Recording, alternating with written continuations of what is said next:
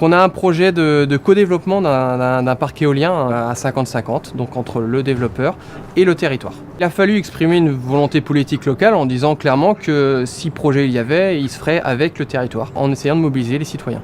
L'agglomération, elle a un rôle donc, décisionnaire dans le projet et surtout, j'ai envie de dire, elle veille aussi à une bonne appropriation locale de ce projet en mobilisant les communes d'accueil pour qu'il y ait une part du capital qui soit détenue par les habitants. Alors, dans un premier temps, ce sont des moyens humains que la commune a mis à disposition, plus particulièrement mon adjoint et moi-même, pour se positionner comme un facilitateur du projet et non pas le porteur de projet, mais facilitateur de projet, entre autres dans les comités de suivi, dans pas mal d'actions, pour pouvoir transmettre à la population une certaine sérénité sur ce projet.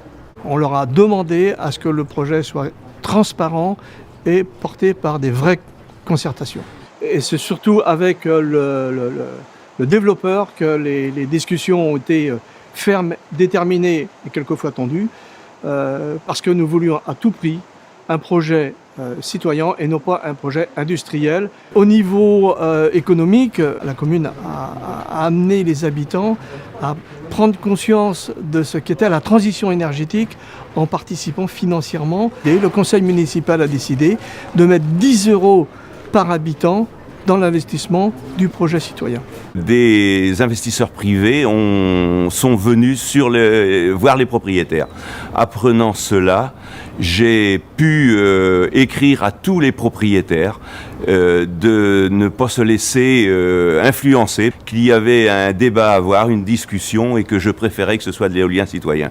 Forcément, il y a eu des interrogations sur ce projet au départ. Il a fallu convaincre le reste du conseil municipal.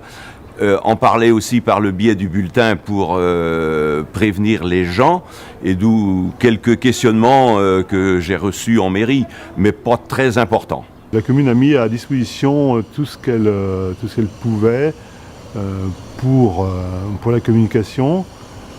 C'est aussi la commune qui a pris en charge tout ce qui est gestion du foncier. On a décidé de le faire nous-mêmes, c'est-à-dire qu'il a fallu faire des rencontres avec tous les propriétaires, tous les exploitants agricoles, voire plusieurs rencontres. Et lorsque la maîtrise de ce projet a été acquise, on a bien vu que ça dépassait les compétences de la commune, d'où la nécessité de créer une association pour continuer ce projet. L'association est formée de personnes qui étaient dans la commission extra-municipale dédiée à l'éolien. Elle est aussi formée d'autres personnes intéressées par le projet, et la commune a un rôle dans le conseil d'administration de l'association. Et là, nous sommes passés à l'étape suivante, donc la création de la société. Donc un des objectifs de l'association est atteint en un an. La communauté de communes participera financièrement dans les semaines qui viennent. Aujourd'hui, Redon Agglomération est très attentif à l'éolien citoyen. On arrive à 5 sites sur notre territoire, où donc Redon Agglomération ne peut que se réjouir.